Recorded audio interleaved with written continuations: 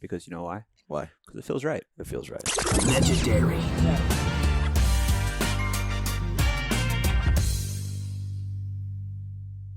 Yeah, we're just. It's a close cutoff there to firing this bitch up. Yes, I did say fire this bitch up about half a second before you actually did. So I couldn't let that go to waste.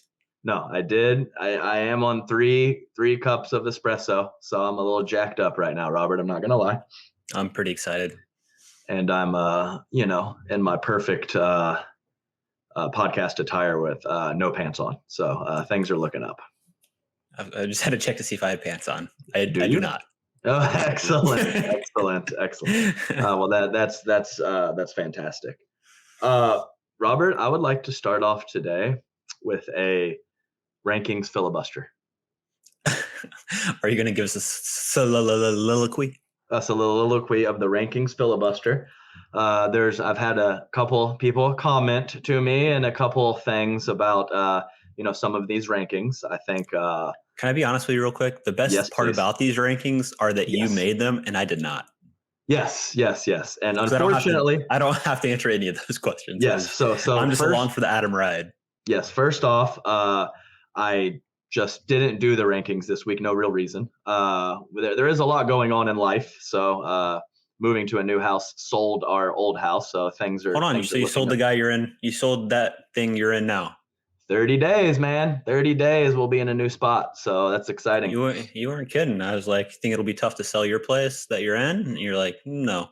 Yes. So we had sure enough.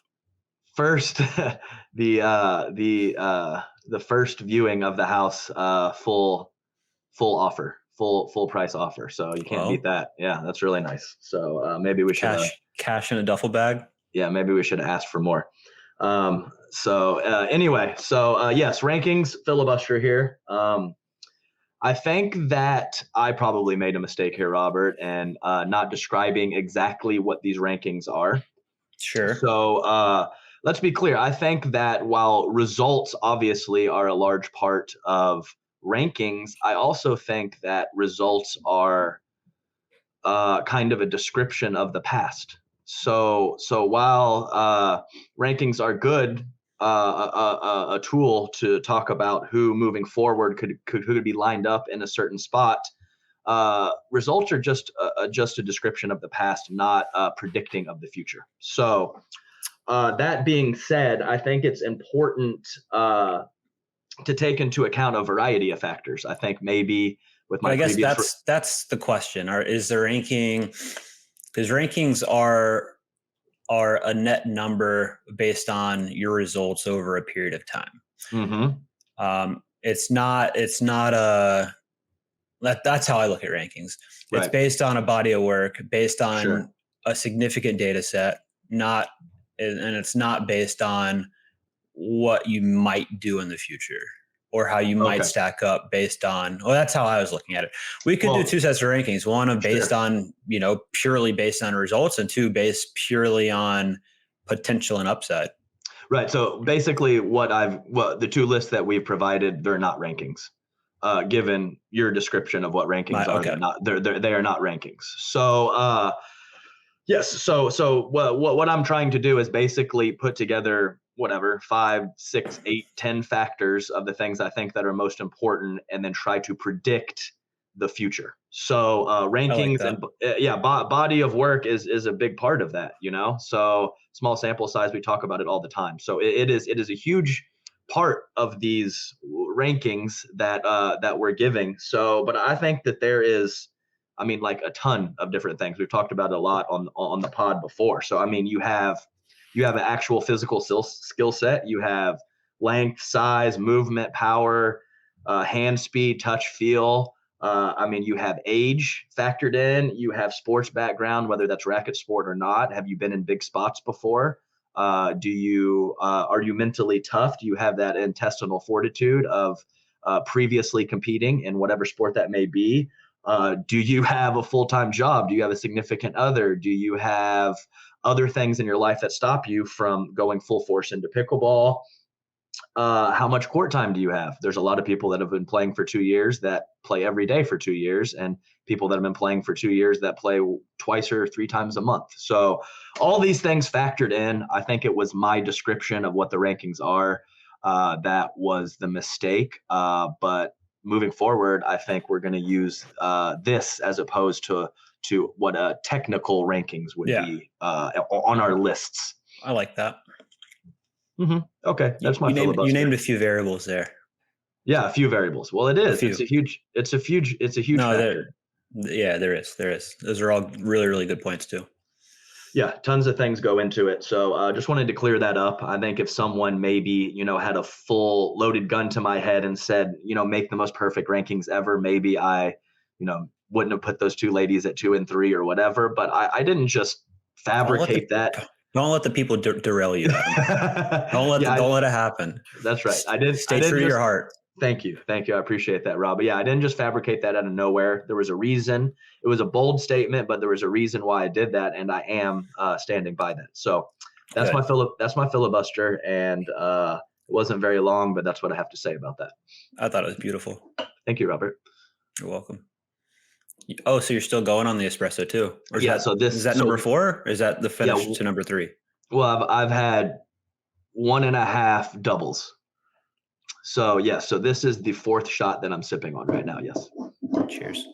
Dangerous. Cheers. Yes. I'm not gonna lie, it's like 68 degrees in the house and I'm sweating profusely. But as I was going to say, cramping weather.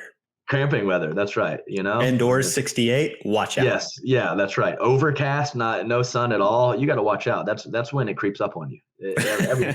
Cramping weather is a real thing, Robert. You got to watch out for that. So tell me, we never really talk about you being in Hawaii, Robert. How's that going for you? It seems like a magical island wonderland. Yeah, it's a lovely place, and you'll see that, Adam, in December when you come here. That's right. I am very excited for that. Yeah, Hawaii's great. It's beautiful. The weather a little warm right now, but that's just me nitpicking. Right. And a little warm being 90, not anything crazy. So yeah, super manageable. Still cools off at night a little bit. But it's just driving everywhere. It's just stunning. It's beautiful. So happy to be here. Struggling a little bit health-wise still with the infection stuff. Don't know how long that's going to be. I called the surgeon's office. Like it's because I had surgery in June. So it's been 3 months. They're like, it could be 6 months. It could be 12 months. It varies person to person, and it's hard to really say. So that's super frustrating, but trying to keep a good outlook and stay positive and all those things. So but I'd be lying if I said it wasn't a struggle physically and mentally. It is. It's just taxing and it's exhausting. And after a while, you're just like, is this my new normal? Is this my life? Is this I have to live like this every day? That thought's a little depressing. So I hope that's not the case, but even if it is, I'll figure it out and be fine. Yeah.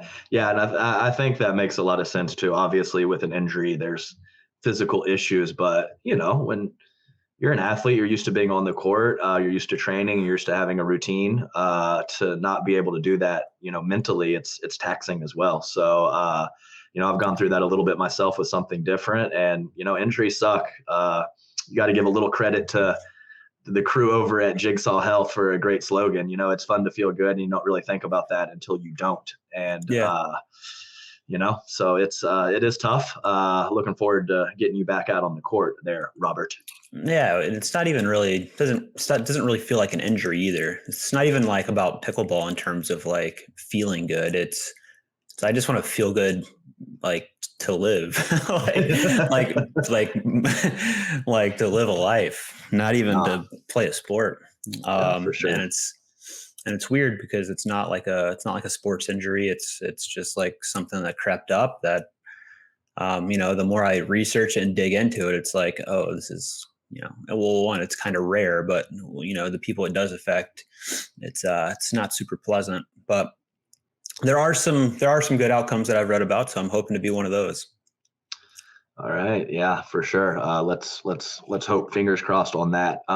So I was actually in Hawaii pre-pandemic, I don't know, 3 years ago or something like that, for a boost camp in the Hawaii Open tournament, actually. And how's the pickle on the islands? I know a lot of people visit there and play in resorts and whatever, but how about just maybe some of the locals and some of the pickleball scene in Hawaii? Yeah, it's really taken off in Maui, especially since this I guess past few months. There's now a Maui pickleball league where basically we have a bunch of different clubs on Maui. I think there's 5 signed up right now. So we have Maui Country Club, Wailea Tennis Club, McKenna, which is where I'm at, and a couple others. And we basically play team matches. So we'll have and there's a lot of, I would say, pickleball Maui, there's a lot of like the 3-0, 3-5 level. You have some, I don't think there's any 5-0s on the island, period, man or woman. You get a handful of 4-5s, but really significant amount of like 3-0, 3-5 just getting into the game. Really stoked on it. But we have basically these matches on the weekend, which just feels like a fun competitive team match, really, where you have 2 lines of 3-0, 2 lines of 3-5, and 1 line of 4-0 plus. And so you have five lines total. You win 3, you take it, and we do a home and away with each team. And it's just, one, it's like, even though it's a small island, like the people at McKenna, for example, will play somebody on the west side, like Kapalua, which is it's an hour away driving, but when our team plays their team, it's like, oh, I haven't seen you in 2 years. It's like, so the island's small, but like it has little pockets where even though you might have friends over there, you don't see them for a significant amount of time, even though it's an hour away, because it's on the other side of the island. So it's been really cool in terms of bringing people together on the island and using pickleball as that vehicle to kind of bridge some of these gaps of like, you wouldn't be seeing these people otherwise, and you wouldn't have these connections otherwise. So really, really cool to see the growth of pickleball on Maui. And this is kind of the first season that they've done it. We're doing mixed doubles right now. And I think they want to do a shout out to Ralph at Maui G Sports, who kind of organized the league. It's taken a ton of work, and it's been really cool for him to kind of spearhead that. But I think after the mixed doubles, they're either going to do I think they'll probably do gender doubles. Same concept though, but I'd like to see it move to more of kind of the duper format, like they're doing with minor league pickleball, where you take a 20 or a 18 or a 16 combined rating and play in that format. Mm-hmm. But yeah, cool to see. And the growth's crazy. I can't speak much to the Big Island or Oahu or Kauai, but Maui's popping. Awesome. No, that was a great Hawaii pickleball filibuster. So we've had 2 so far, one on rankings and one on Hawaii pickleball. But I don't know what filibuster means, but what's we don't need to go through this again. Yeah, no, we really don't. And just keep telling me I'm doing great. Yeah, you are doing great. I just need these words of affirmation. Just keep them coming. Yes, no, it's one of your love languages, right? Yeah, words of affirmation. Yeah, no, that sounds good. I think it's popping everywhere. You always, you see these articles lately about all these different facilities going up throughout the country, even some pickleball country clubs going around. I don't know exactly what that is, but I just briefly came across some article about they're going to do it in the golf country club format, except they're going to do pickleball. So I think they said they broke ground in Sarasota, Florida, and they're planning on putting 5 or 6. That was for the ridiculously high dollar amount, right? I think 180 million or something. Oh yeah. I think I did see that figure. I didn't. Yeah. What the hell are we building for 180 million? Yeah, seriously. That's a great question. 180 million. That's pretty ridiculous number. So yeah, I haven't dug super deep into that yet, but I did see the article and the number, and I was pretty shocked by that. And just kind of wondering. Obviously growing super fast, players and participants in the sport, but also a lot of these facilities are growing fast as well. And I just wonder if there is, some possible saturation or some issues with that down the line. I really don't know the numbers on it, but what do you think about that? I think it depends on so I always think back to Steve Kuhn's goal of 40 million players by 2030. And I think if that's the case, no, not saturation. We're going to need way more courts. And I still think we need way more courts. On Twitter, there's an account that I always see pop up. It's ATL Pickleball. And, being from Atlanta originally, it's talking about like I was talking about the Maui Pickleball League. Like I used to follow my dad around. He used to play something called ALTA, which is Atlanta Lawn Tennis Association. Same concept, right? Your local neighborhood would have a team, and you would travel around Atlanta and play different teams across the Atlanta metro area. And participation wise, it's got to be the largest tennis community in the country. It's massive. And I was always wondering, it's like, okay, when is that going to happen for pickleball in Atlanta? And the issue is Atlanta just doesn't have many courts. Like it's all tent courts, tip nets, tape lines. They don't have permanent facilities really, other than, you see the APP in Griffin, but there's not much outside of that. Drake Bernstein's house, actually, one of the rare permanent pickleball. You mean top 25 men's doubles player, Drake Bernstein? Yeah. Is that number 24? No, number 24. Correct. Yes. Go ahead. But basically, so I look at these places where participation's huge, like Atlanta for tennis, like that's converting to pickleball, like everywhere else is, but they don't have any infrastructure for pickleball right now. So I think there's still a pretty big lag in certain geos for sure. You might have a little saturation in places that are, kind of up and running. Like, you see the Utah scene, they have so many indoor facilities, that kind of thing. But I still think there's going to be plenty of people playing to fulfill those facilities right now. And yeah, I don't see the saturation as an issue. But time will tell, as long as pickleball is not a fad, right? Yeah, no, definitely. And I think you basically described Houston and through Atlanta. I think it's a very similar situation. Yeah. And yeah, we always talk about it with players where they kind of burst on the scene. Some continue to grow, some plateau. So I don't think pickleball is going to plateau in general. I think it's really cool and unique for so many ways. And I do think it's going to continue to grow, but you definitely never know. Like your last statement said, we'll just have to see what happens. But I think all of that made a lot of sense to me, that there is plenty of room, maybe not in the full-fledged hotspots, but so many other areas to really continue to grow. What do you think could potentially derail pickleball as the fastest growing sport in America? That's a good question. I know that there's, whatever it was 20, 25 years ago, there wasn't a lot of options in terms of racket sports, and you've seen a lot of them kind of pop off. There's so many different names, whatever, pop tennis, platform tennis, beach tennis, all this other stuff. So maybe if there is another game sport that can combine the fun with the social aspect, maybe that could cut into it a little bit. I just don't really see something like that right on the horizon. So maybe that's a little ways down the line. But yeah, I think just overall diversifying. I think there's just only a few major sports however long ago, and now there's a lot of different things going on. There's spike ball and all different kinds of different things and different ways to get involved into athletics and games.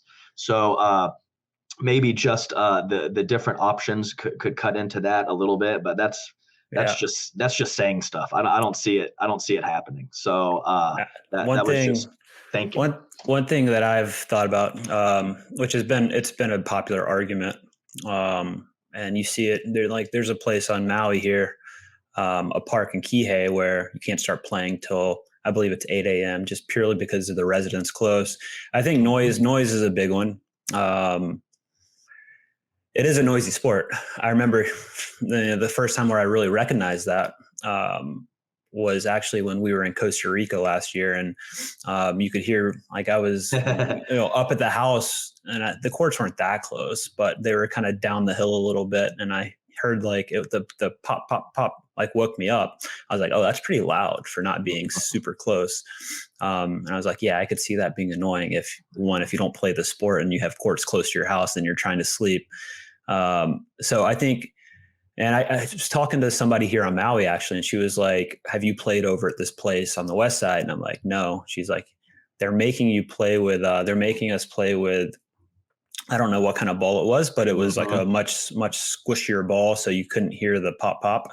Right. And I just wonder if things like that will slow the growth of the sport down in terms of regulations and noise ordinances and stuff like that, because it's not the quietest sport.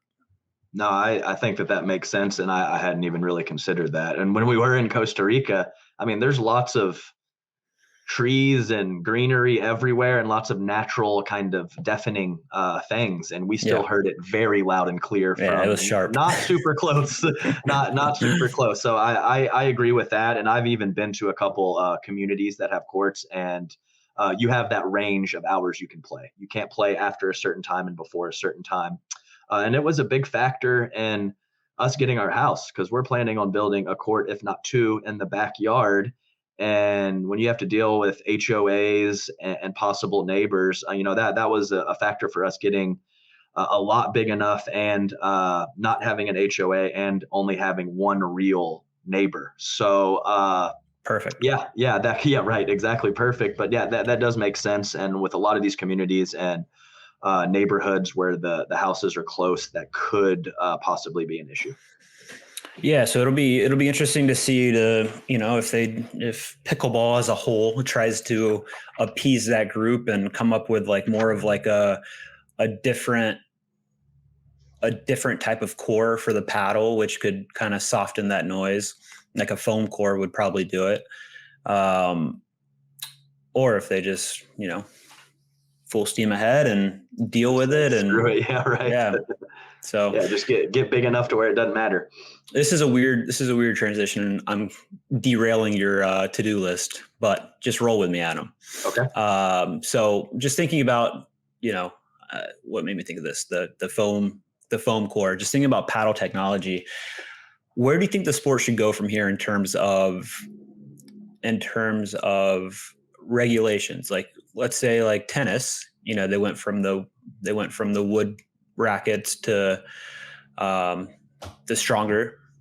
Is it metal? I think it's metal. Not wood. Aluminum. Not wood. Not wood. It went from wooden to not wood. Yes, correct. I feel really stupid for not knowing that. We're Is it metal?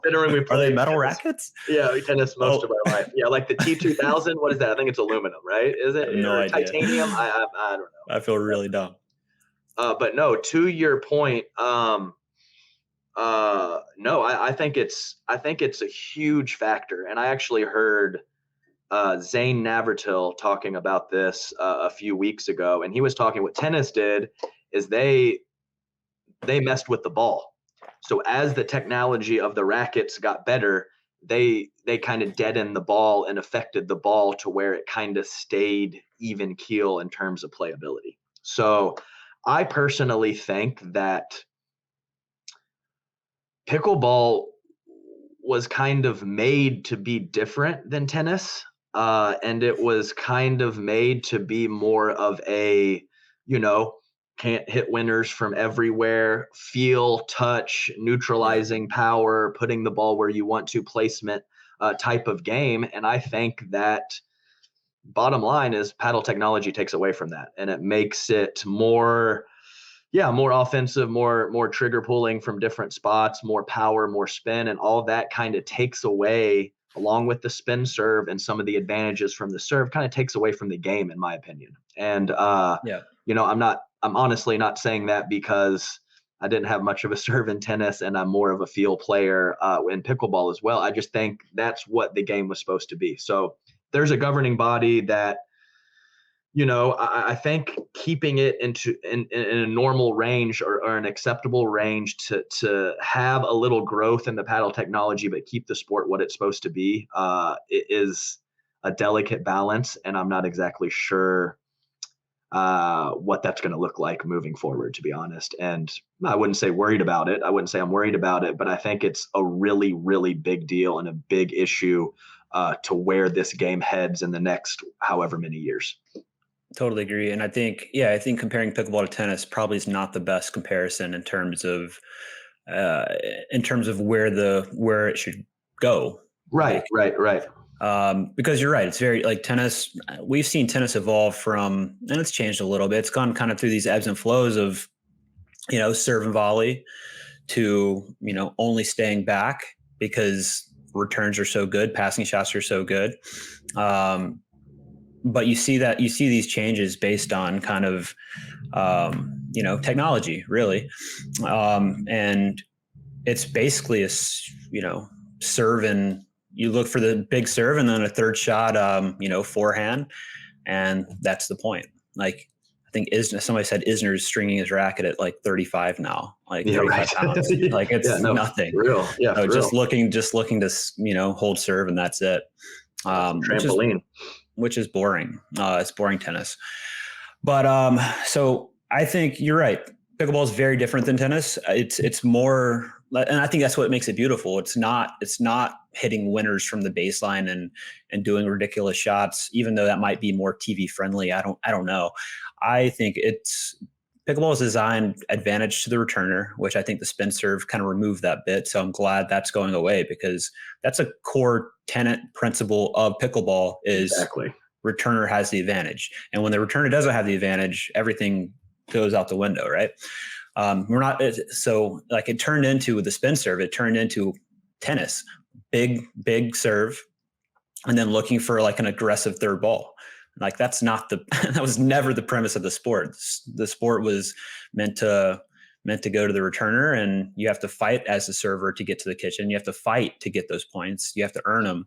And I feel like they weren't really earned. They were hacked more or less. But I still think the analogy with tennis is, pickleball is chess and tennis is checkers. There's not a ton of thought in tennis compared to pickleball. It's, thud, try to hit a winner. And pickleball, you have to earn your points a little bit more difficult.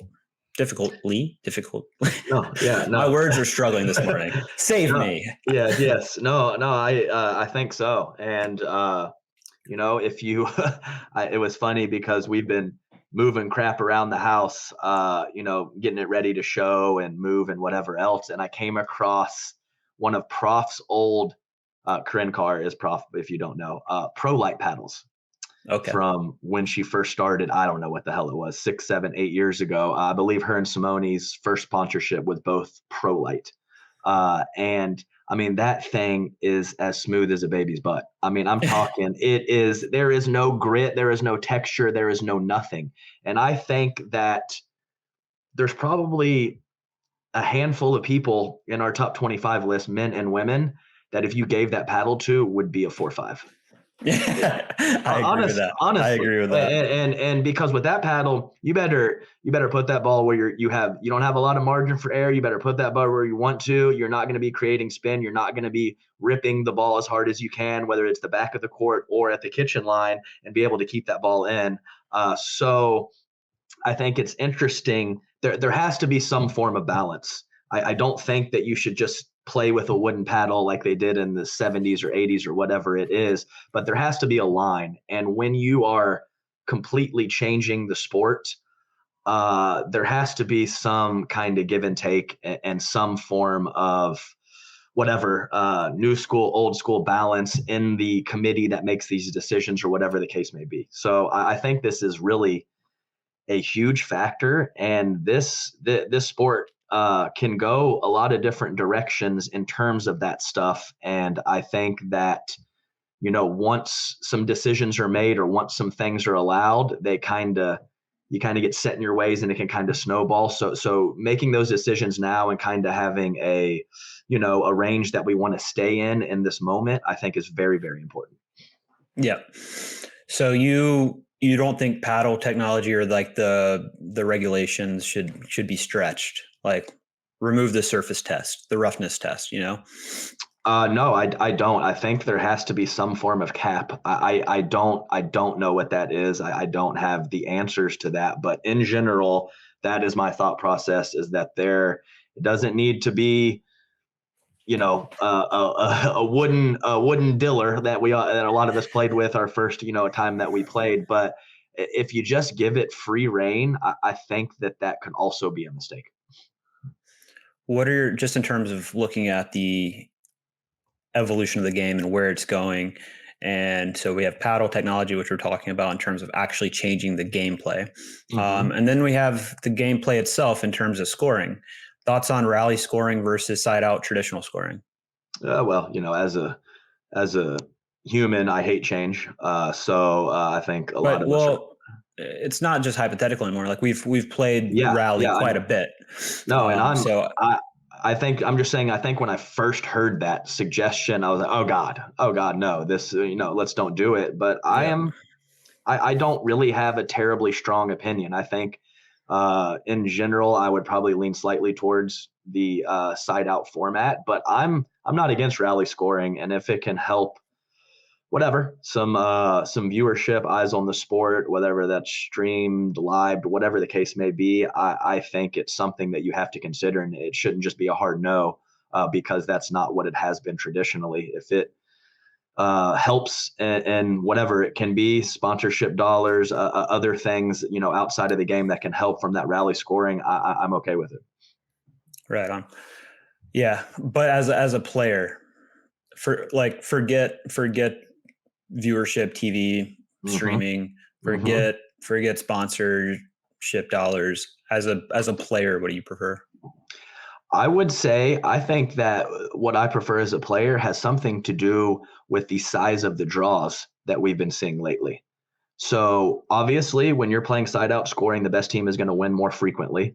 When you're playing rally scoring, it's a little bit more of a shit show. There's a better chance of, because you see a lot of these matches where it's back and forth, back and forth, back and forth. Points are hard to come by. So I'm going to say that having these draws capped and not having such a long day and some of those other factors will also kind of coincide with the format. So if it's a side out scoring and there's what was it in the singles draw in Vegas, 75 men or something like that? I sent Adam a screenshot last night without any kind of context, and it was just 71, 72, 73, 74, 75 of an entrance list with names. And he's like, what is this? I'm like, that's the Vegas PPA Championship singles entrance list for men's pro singles. 75 people.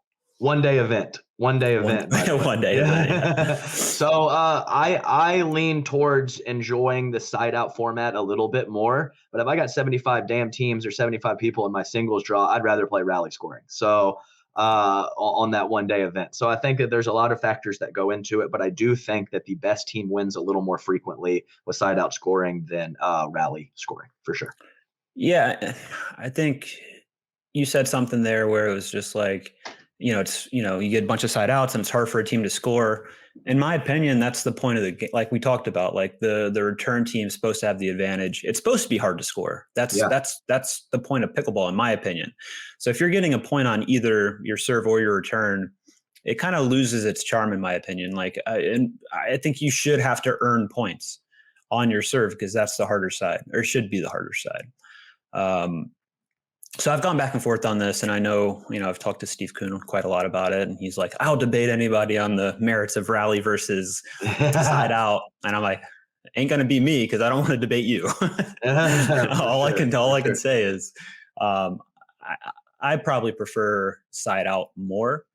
And if we talk about kind of, but for new viewers, it's easier to track, rally scoring. It goes at a normal pace in terms of, length of games. Sure. But I think the fun, like tennis, for example, tennis isn't scored 1, 2, 3, 4 to, Tennis is 15, 30, 40, deuce, like a bunch of weird scoring that nobody would ever understand unless they follow tennis.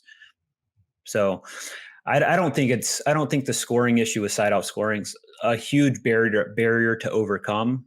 Yeah, it's tough to, why do you do 0-0-2 at the start and then you don't do that? But like, it's little things like that. That's like somebody said, it's a rite of passage, right? If you want to be into pickleball, you learn scoring. It's not that hard. Right. So I don't know. I lean more towards hoping that side out's here to stay, on some level. If we do rally in some certain situations, fine. But I like side out. I like the back and forth battle of, side out, and you have to earn points on the serve.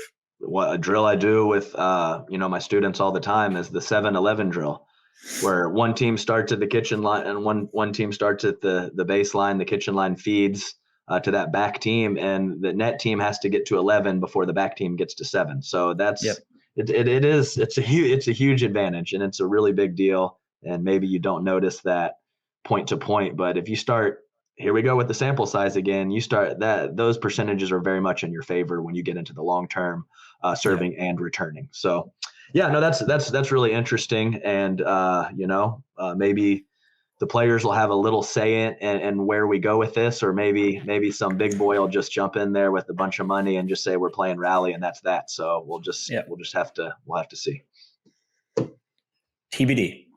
TBD, Robert. Well, we haven't even got to anything on my list, and we're 36 minutes in. So I like that I keep derailing you. This is exactly what I wanted. This is what feels right. This is the title of the podcast.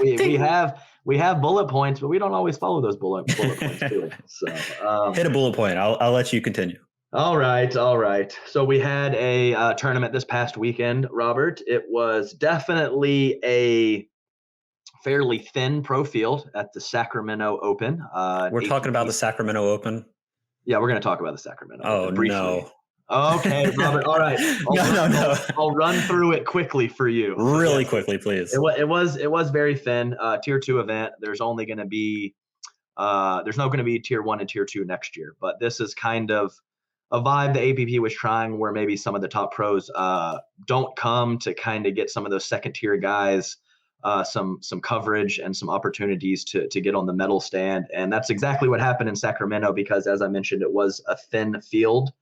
A couple highlights here. We had let's see, one of the commentators for this event was a local Dan Roditi, and he was singing the praises of Connor Garnett, a tennis player that has recently moved over to the pickleball game. And Connor did a nice job with a second in men's doubles and a second in singles. Him and his partner beat Hayden, Patrick Wynn, and Wyatt Stone to get that silver medal. So not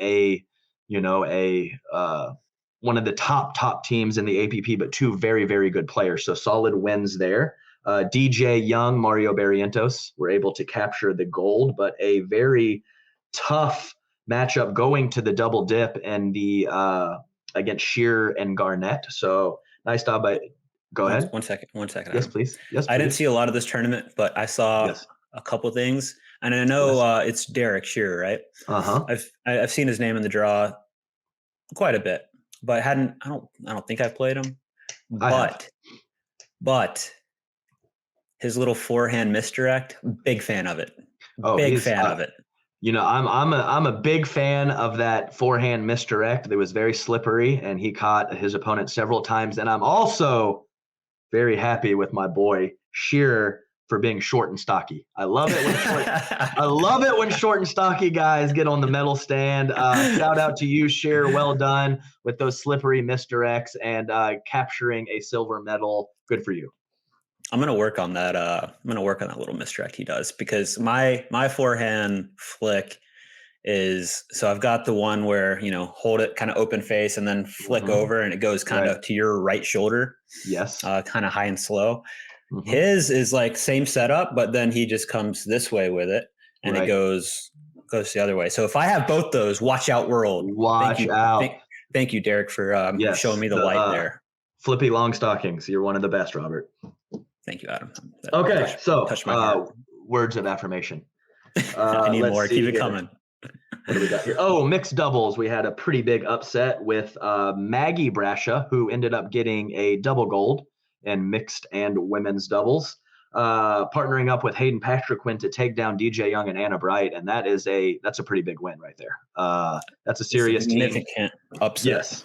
Yes, significant upset, serious team with DJ and Anna. So I believe that it was a double dip with 15-12 in the game to 15. So a fantastic, and I think that they were down 12-6. There you go. Boom. So they were down in that game to 15. Fantastic comeback and fantastic upset from Maggie Brascia and Hayden Patrickquin. And it not that I like it, but like it solidifies the up. Not that silver's a bad result. They were clear favorites. I think if you look at the duper percentage wise, they were probably 80% plus in terms of should get gold. Right. So it's an upset in that respect, but it kind of just shows like what we talked about with the men's rankings with DJ is the kind of the up and down of that. You know what I mean? The up and down of consistency. And even though silver's not a bad result at all, and Big H and Maggie played great. That's one they have to get, especially being up 12-6. Yeah, no doubt. I know that those. And I know he's disappointed. Like he wants to win that. So it's just a matter of getting more reps and.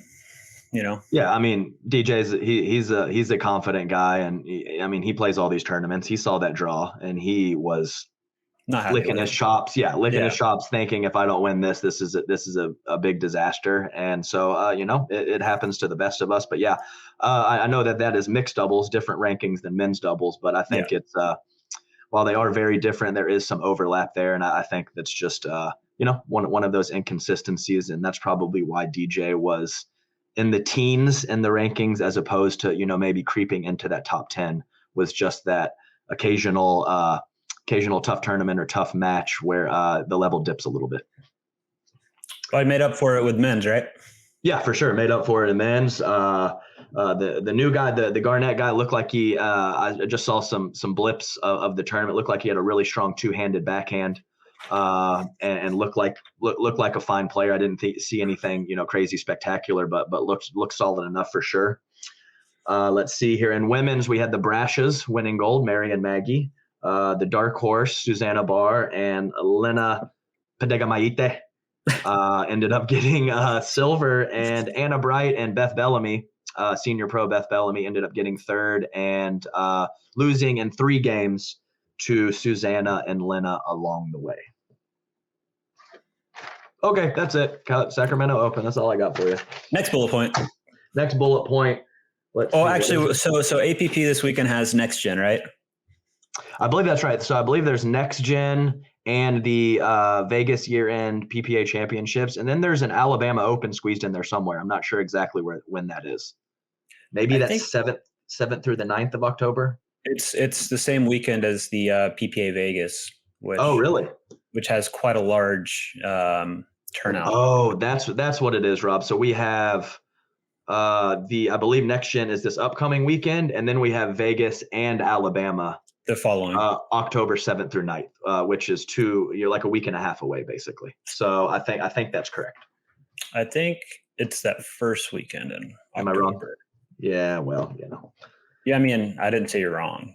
I'm just trying to potentially correct your dates. I mean, it's very reasonable that I am wrong. So no, you're right. Yay. Yeah, you're not wrong. How dare I even question? Robert. That's on me. Come on, man. You have a list with bullet points. How am I going to question the guy with the list with bullet points? Exactly. I got a page and a half of handwritten notes here, Robert. Come on. Are they going to continue on with Next Gen? To me, it felt premature this year in terms of quality and enough talent to there's such a large disparity. Or I saw some of the early ones. Sure. You had JW playing like a kid that I had never heard of, and it's just like JW going at 17% out of 100. Sure. And it didn't seem like a very good product or a very good experience in terms of let's show this on a live stream and try to make this a thing. So where do you see next gen going? And generally speaking, I like the concept. I like showcasing younger talent. I like growing younger talent, bringing more people into the sport. But it felt a little premature, and it didn't feel like they were doing it in necessarily the way that made the most sense. So any suggestions or thoughts on where next gen goes, if anywhere, from here? Yeah, no, I'm all for grassroots stuff too. I think it's great. Younger kids and in schools and all that stuff. So I actually went to be the pro mentor, pro advisor, and did some commentary for one of the next gen events in Oklahoma City. So I do believe that the first handful, you had DJ in there, you had JW in there, you had Dylan in there, and I could definitely see some pretty large discrepancies in talent level. And the one that I did was, I'm not exactly sure which one it was, third or fourth, but definitely not the first or the second. And some of those top end guys that qualified age wise did not attend. And I do think that the talent was, a little more scrunched and a little more solid. I really do like the concept. And there was some, pro seminars where we got the kids together, talked about, whatever, just kind of life as a pro, some of the things that can get you to that next level if that's what you want to do. So I really do like the concept. And I think that you're right, Rob. Just maybe some of the numbers and the overall amount of players, which would allow those skill levels to be a little bit closer, maybe wasn't there in a couple of those events for sure. So actually, I believe that one day they had so many extra guys and not enough girls that they had two days of the men's event. So I think that there is, when you don't have the perfect numbers, I think that discrepancy in level does get a little too large, and that could hinder the experience of some of the players for sure. Yeah. But I like it. I think it's good, and I really think the APP has done a nice job with that. And I don't think it's going to go anywhere, and we'll see if they make some adjustments, and if it catches a little bit more fire and more of those younger players get involved. Yeah, I think the intent is great. Just don't know if doesn't seem like a very good product so far. Yeah, you got to start somewhere, Robert. I totally agree. What if it was 18 and under? Yeah, I believe the cap right now is 23. So maybe you could dip that, or maybe you could possibly go by pro points or APP points, and if you have a certain amount, you will not be able to qualify for the next gen series. So something like that to get those matches tighter and get that product a little bit better, I think could definitely make sense. I don't even know why we should necessarily have. Well, it's not my event, but so I don't know why I'm saying we, but it's not like we always do these comparisons with pro tennis, which I don't think we should be doing. Right. That's where they got this concept from. Tennis does it, and it's all the young guns and pro tennis, but pickleball is not the same, and we don't have the same level of talent at those ages necessarily to fill up, like you said, to fill up a draw and make the talent level, not so huge, not such a huge discrepancy. Like, I like the idea of just, maybe it's maybe it's kids that haven't even played pro. Maybe they're playing 4-0, 4-5. Like, I think Wyatt and even Big H are great examples, right? Like, they started playing 3-5, 4-0. Right. They worked their way up through level by level, not having racket sport background other than pickleball. And I think, in terms of developing talent, those are kind of the types of players that we should be looking at for like next gen, not people that are already playing pro tournaments, but kind of the true grassroots that are starting at the 3-5, 4-0, but that are improving quickly and that are showing like real potential to be pro players. Like, I would love next gen to go after those people. Yeah, that definitely makes a lot of sense. And I think that is where I would like to see it as well, with some form of cutoff, whether it's age, whether it's results oriented, to maybe even, have some of those 4.045 or guys that don't have a lot of tournament experience might even be a little intimidated going in there against J-Dub or Dylan. Maybe totally. if they knew that they could have a certain range and they fall in that range, maybe they would be more likely to jump in the mix. So I think it definitely makes a lot of sense. Just give myself a high five because it was such a good idea. Attaboy. That was just fantastic. Thank you, Adam. Next bullet point. Here we go. So we're going to do a little preview of the PPA Vegas Championships. An absolutely huge tournament. I do believe that it qualifies as a major. So I think it's a 2,000 pointer. Very sad for me because I had a good result last year, and that is going to fall right off of my points for the 12-month rolling points list. So that is very unfortunate. But this is the year-end championship. Just throwing this out there, Robert, I am the defending men's doubles champion of this event. Of course, and I will not be playing it this year, so that will certainly change. First things first. 75 guys in singles. It's getting ridiculous. It was ridiculous when it's in the 40s. Talked about it briefly, how we've been working with something with the APP, not set in stone just yet, of having some form of qualifying and some form of cap on these draws, especially when they're one-day event. What is this? 75 people? Come on, it's crazy. Yeah, I mean, they should have it should be capped at 32 for sure. But they should have a 40 player quali draw. Advance maybe the top 8 into the main draw. But there's no way. I'm going to be curious to see if they actually play, if they take all 75 in the draw. Yeah, the list I sent you, the bottom few are like rated as 3.5, 3.5, 4.0. Like, what are you doing? Yeah. But will the PPA say no to those entry fees, right? It's like, you got 75 people, maybe grab that money. Only 3 or 4 are contracted players out of that 75. Yeah, so right. It's, so they're getting over $7,000 in entry fees just purely off one event, one pro event. So I don't know. Will they say no to that? I got a feeling, Robert, they're all going to be in there. That's the feeling I get. And I just wanted to mention this as well. I believe it was the Chicago Open that I was commentating a few weeks ago, and I think I brought this up on stream. I did the whole day Thursday, the whole singles day, on the CC1, and I'll tell you right now, this was a 40-something person draw. The matches at the end of the day were shit, Rob. Oh, of course.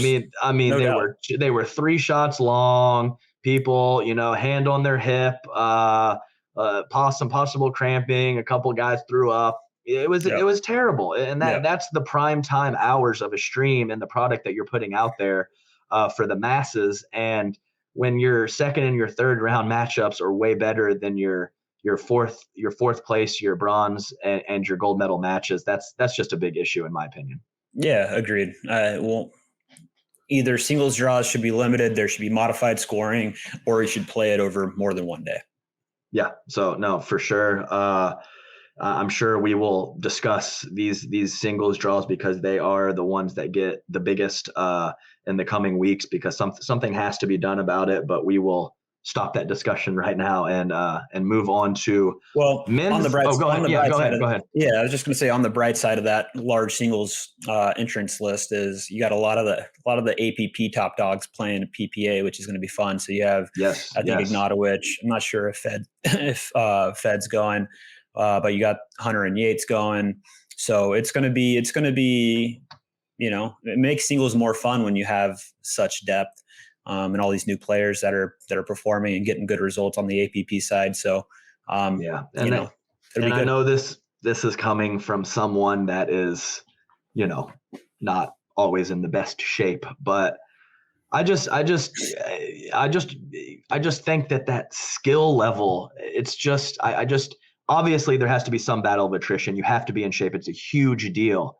But in this specific draw, with the PPA and the AP players in it, and it's 75, I just think that skill kind of trickles down a little bit, and there's just too much emphasis on on being in great shape. And I think that that's okay in some regard, but if it's like 80 or 90% of the reason why someone medals, I think that is a bit of an issue, and something has to be done about it for sure. Take away fitness level, right? What it's gonna do is it's gonna lead to injuries. Yes. And that's a goal. In my opinion, one of the main principles of a tour or a league should be to keep players safe, healthy, and put them in an environment where they can compete at a high level, be fit, but not risk injury. And we're talking about draws that are so big and normal scoring and matches that, singles matches can go over an hour and you might play 5 or 6 of them. So it's next level in terms of beating up your body. It's just it's not good. Not good for these players. Yes. And not only does this leak into singles day and it being an issue in the later rounds of singles day, these players are not going to be 100% in their doubles matches. You're not just playing a singles draw and then taking the day or a couple days off until the next tournament. You could be playing the next 3 days. And so mix is always the following day, which mix is Friday, right? And then gender Saturday, and then possibly championship Sunday. So this is stuff that is leaking into product, what the product that you're putting out and what people see on the live stream. And pickleball already has an issue of it being not as fast on camera. And if you just turn in as a casual viewer and some guy is laboring around the court, there's only 2-shot rallies for the 10 rallies that you see, that could turn some people off and be a factor. You always want to put that best product and those quality points out on the court, and some of these draws and some of these tournaments, it's just not happening. Yep. Next. Okay, so for this PPA Championships, first off, we'll talk about men's doubles. A couple interesting matchups here. We have Dekel and Dub. So they have had some great success on the APP Tour, but I believe this is maybe not their first, but one of their first kind of jumps over to the hybrid PPA APP players in it. So that is a very interesting team to watch, in my opinion. Dekel on the right. I believe Dekel will be on the right. I think that maybe they could change that a little bit, but I just don't see it. I think Dekel will be on the right for the entirety of this tournament, and I think the situation will be pretty dire if that ends up switching. I think it's less about who's stronger on the left and more about who's more comfortable on the right, and I think that's Dekel. Well, 100% correct. Dub once. This is JW Johnson, everyone. He's not interested. He's not interested right now. He's never done it before. Dekel has done it before. I'm not sure that, maybe if this team stays together at this time next year, if it'll be a for sure right side Dekel thing. But right now, I just don't think it's going to change. No, it shouldn't, in my opinion. Yeah, if they want results, I agree. I think this is best. Next up, we have Zane and Dylan.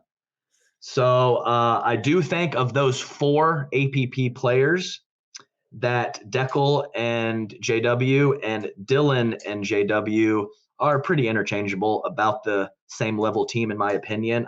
While he's still a fantastic player, I do think Zane is a little bit lower than those 3, JW, Dekel, and Dylan. So that will be interesting to see if Zane can step up. And because we know Dylan's been playing some good pickleball, and if they can make a nice run in this tournament, I'll be interested to see that team as well. I would imagine we'll see Zane on the right. Yeah, I think so. And I don't know about that one. I know Zane likes the right. He doesn't play it that often, but sure. He's told me he enjoys the right side and feels comfortable over there. And I think, we talked about Dylan, super versatile player, gets great results in mixed from the left. When he plays a J-Dub, he's on the right, but his game's also suited for the right. He's got quick hands, good backhand counters, but on the left, he's got good speed ups too. So when he initiates, he cleans it up. So he does. That'll be fun to watch for sure. Yeah, hands are insanely fast, and I would be interested to see. We saw it with Andre Daescu that Baby Dill very comfortable being on the right side and taking 50%.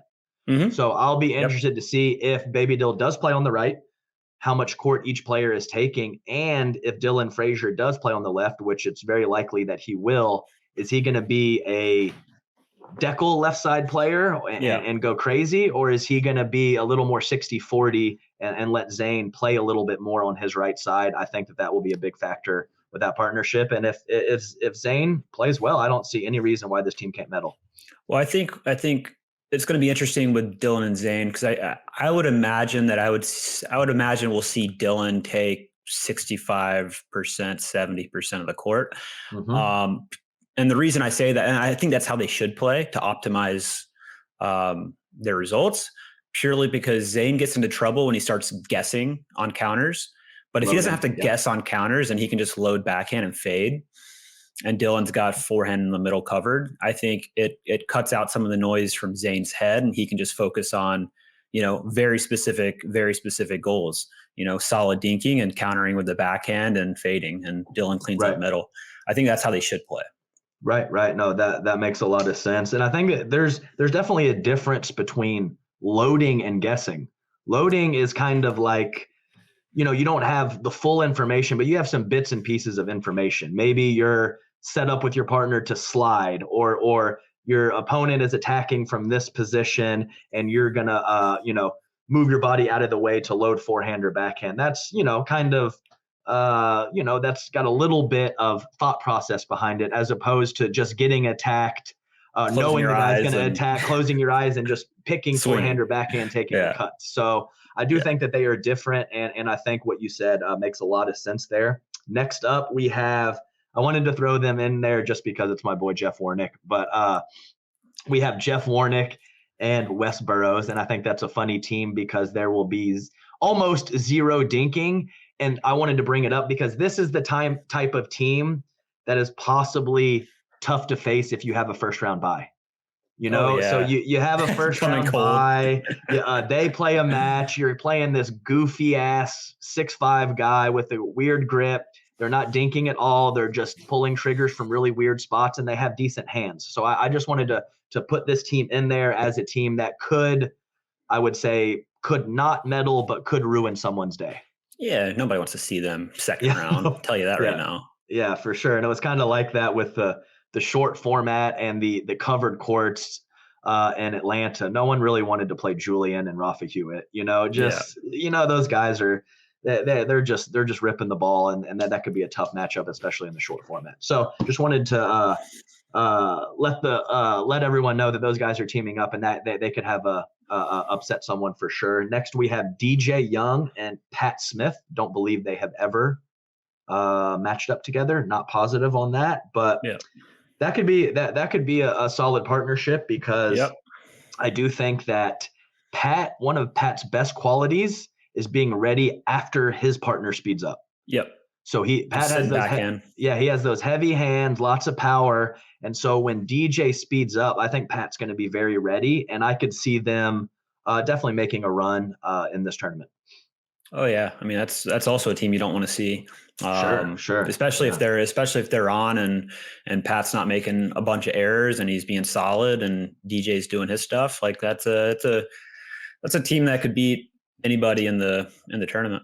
For sure. And Pat, looks to me, I haven't seen a ton of him play lately, but it looks like he's bending a little bit better and not getting as stuck. And what I mean by stuck is he would often kind of have that wide athletic base, taking a lot of dinks out of the air, and then wouldn't be exactly where he wanted, and he would just do an off-balance attack because he was a little injured and a little stiff in that lower body. And I think when he can move a little bit more, make those adjustments, and hit a couple soft shots instead of just speeding up everything, I think that's when he's at his best for sure. And I think it's a common thing with guys that I would say Pat's got some of the fastest hands around. It's a common thing that you see is tending to speed up more often than not because you trust your hand so much, even though you shouldn't. Right? Yeah, no, definitely. Definitely for sure. Also, We have Canada's finest, Steve Deakin, finally back in the mix this weekend. He was supposed to be back several times, was supposed to run through the APP with me last year. None of those things happened. So Steve Deakin back in action with Spencer Smith. Love me some Stevie D, and excited to see him back on the court. Hopefully he is his old solid self. I don't know if we'll have Podium Deacon this weekend, but it's going to be great to have him back on court, and I'm sure he's just going to be pumped to be on court competing again. It's been a big break for him. How long has it been? I think it's been a little over a year. Yeah. A couple different wrist surgeries and a couple, I think there's been a couple times that they've gone in there and found something that they weren't sure was there, and then they found it's been a bad deal. It's been a bad deal for him with this wrist, and it's cool to see him back out there. Hopefully he can ruin someone's day. One thing I can tell you about him is we always talk about like the people with the high floors. Deacon's one of the guys with the high floors. You know exactly. Oh, yeah. He's not gonna come out with outstanding, crazy stuff and surprise you, but you know exactly what you're gonna get with him. He's gonna make a lot of balls. He's not gonna miss many thirds. He's not gonna miss many dinks. He's got fast hands. I think the question is gonna be how his wrist holds up and if he trusts it. And I'm assuming if he's back, then he's trusting it fully and it feels 100%. And he's not second guessing it, because why else would you come back until that's the case? But I would imagine we'll see Spencer on the right, Deacon on the left. That's where Deacon's probably his best. And I've seen Spencer play the right some and pretty well. So that'll be a fun team to watch. I'm excited to see Stevie D. For sure. And I will go against you, play devil's advocate, and I will say Spencer will be on the left. So we'll just have to see. What do you want to bet? Let's bet. I don't know. I don't know. I'm done gambling. My gambling spirit is broken. My gambling spirit is broken. I just don't have it anymore. I don't even like to make bets. I'm lame. Okay. Last doubles team to just take a little look-see at is the two high-end singles players playing together. So Staxrud and Iggy, James Ignatowicz. Don't really see them having a deep run, but just kind of always wanting to see the high-end singles player and how they work their way into the doubles draw. Maybe they have stepped their games up and make a nice run this weekend. I wouldn't count on that, but you never know. Yeah, I think in terms of what you look for, and we talked about it, the singles and mixed and men's, like men's is hard. But I think progress for them would be seeing, maybe them winning a match they shouldn't win on paper. Right. And I think that would be to me, that would be like, okay, they're making their way into it now. You know what I mean? Right. Yeah. I don't want to place, I don't care about numbers or where they finish, but you're exactly right, Rob. I think that would be great to see if they could beat one or two teams that would be favored on paper. Maybe play some regular standard doubles points as opposed to just firing away, and just kind of seeing if they do play a team that handles pace well, do they just beat their head against a wall and keep going after it, or can they make a few adjustments and mix in some soft play with their obvious solid power games? Yeah. And I think one other thing to note on it being Vegas is the air's thin. The ball is likely going to be playing pretty quickly. I'm just looking at the weather here in Vegas for next weekend. Well, yes, if we're looking at chillier weather and Vegas, oh no, it's hot in Vegas still. No, it's going to be 90s? Low 90s, high 80s. Okay. The lows at high 60s. So so the ball probably will be a bit soft. But Vegas plays quick as is, so it'll probably play pretty standard. Sure. And first couple rounds too. Cold in the morning in the desert is a big factor. Takes a lot longer to warm up than some of the other areas. Warnick and Burroughs. Yeah, right, exactly. So first round bye, blessing and blessing and a curse. So definitely. And I personally, for me, I think that high 80s, around 90 degrees on the West Coast or the dry heat is better than 75 and muggy. or 80 in muggy. So maybe with that dry heat, the fitness will be a little bit less of an issue, but then you see the draw sizes and you kind of second guess that theory. So well, that's another thing to keep an eye on with that 75 person singles draw. I mean, the temperature was tapering as the week went on. I think Thursdays you're in your low 90s. Mm-hmm. That's a long day for singles, man, and the heat. Yeah, even if you're not sweating profusely. Yeah, dry or not. Yeah, it doesn't matter. Yeah, dry or not, that's heat. That's a lot of sun exposure. That's a long day. Yeah, for sure. All right, women's doubles, Robert. We have Lindsey Newman back in action here, who has just been pumping out kids. I don't know. I think it's 2. I don't really know. But anyway, shout out to Lindsey Newman. Apologize for missing you on my top 25. I have you slotted somewhere between 15 and 20. Absolute rock out there. Great player at handling pace, super consistent. Not a lot of power, but definitely provides pretty much everything else on the pickleball court. She will be partnering up with Jessie Irvin. So interesting there. We have Jessie Irvin breaking away from Anna Bright, and we have Anna Bright matching up with Paris Todd, which is very interesting. So very interesting. Yeah, Anna Bright, Paris Todd, Jessie Irvin, and Lindsey Newman kind of mixing it up a little bit on the women's side. It's going to be, to me, it'll be fun to see Jessie play kind of that left side role and see how she does, being more of the aggressor in the partnership, right? Because she's usually that right side player and is usually a rock. So be fun to see how she creates from the left side, because we know Lindsey's going to be on the right.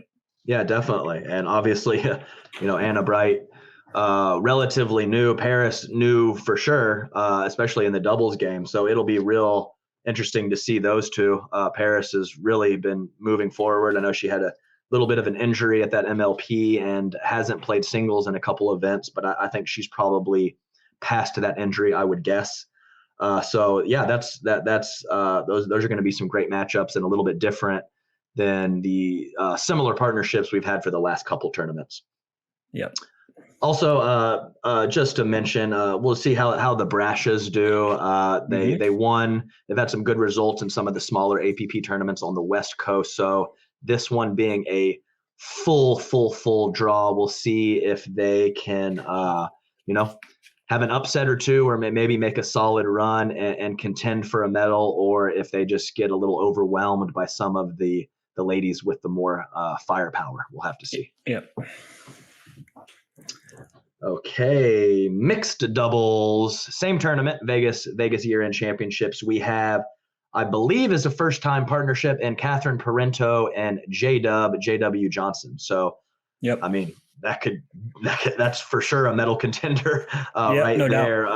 Well, regardless of the rapport they have together, just talent alone, very high-end team, Catherine and JW. We have the brother-sister combo back in business, Lindsey and Riley. I expect to see Lindsey at the kitchen line about 5% of the time, her just kind of hanging out back in the back, letting Riley do his thing. Always fun to see those two play together because it's so not standard. So that's very nice. And then we have another high-end partnership that I could kind of see go have an okay day or a very good day, and that is Paris Todd and Dylan Frazier. Okay. Yeah. Yeah. So that is. I wouldn't say medal favorites, but definitely definitely could make a deep run. Yeah, definitely. I'm saying they could medal. I would probably, on paper put them right in there in that 5th and 6th spot, probably in this deep field. But definitely the firepower to do well. And I'm not sure if they've played together either, but I do not think so. So interesting pairing, no doubt. No doubt. That's the preview. That's Vegas year-end championships. That's it. All right. Well, I mean, it'll be a fun one to watch because you've got any time that we have some of the APP players mixing into the PPA, it's becomes good viewership. People like that. J-Dub, don't miss that forehand counter, bro. Brah. Come on, man. Brah. You have it on the paddle. Come on, J-Dub. Come on, Dub. All right, I've thrown my pen down 3 times, Robert. What does that mean? I don't know. I don't know if that's, creeping up on end time or me being upset to the fans for our 5 fans for not coming through with or being pissed at J-Dub for missing that forehand counter. Yeah, J-Dub. I was watching that, man. I was excited for you guys. You'll get another crack at it though, kid. No worries. Yep. Well, it turns out there's a lot of pickleball tournaments. There is, Robert. There's quite a few, actually. There's quite a few. So, Robert, do you have anything else you would like to discuss No. on It Feels Right? No, it feels right to end it right now. Well, there this you go. Might be our shortest episode, which it's still not very short, but not short. But it feels right to stop. Yes, guaranteed. We were supposed to have rankings, but we didn't have them. Yes. When I say we didn't have them, Adam didn't have them. Yes. So no, yes, I was supposed to do that. I claimed last episode I would have them for you, and I'm claiming again I will have them for you next Tuesday. Our recording date probably get to you guys sometimes late next week, but men's mixed rankings next episode for sure. I promise. All it's going to do is just build the tension and the suspense and the I like how you played that. This is intentional. That's what it's going to. That's exactly what I was trying to do. Suspense. It's working. It feels right. Goodbye, I'm Robert. Excited. Night. Because you know why? Why? Because it feels right. It feels right. Legendary.